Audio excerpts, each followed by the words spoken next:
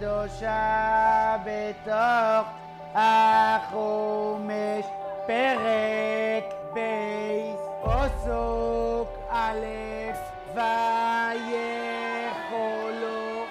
ונגמר. תלמוד תורה בדרכי אבות הוקם על מנת לתת מענה לתלמידים עם מוגבלות שכלית קלה עד בינונית, המשתייכים למשפחות המבקשות מענה רוחני וערכי לילדיהם.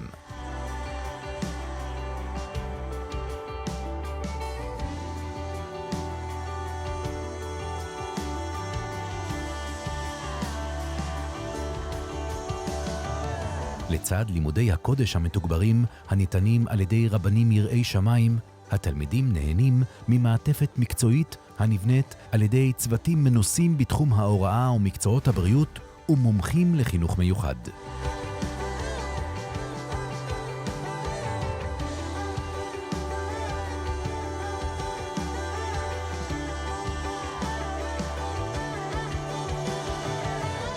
בנוסף לתוכניות הקידום בתחום האקדמי, כישורי החיים והעצמה רגשית, לכל תלמיד נבנית תוכנית שילוב. את השילוב בתלמודי התורה בעיר מוביל צוות מקצועי מומחה בתחום, הקובע תוכנית שילוב קבוצתית או יחידנית, בהתאם לצורך של כל תלמיד.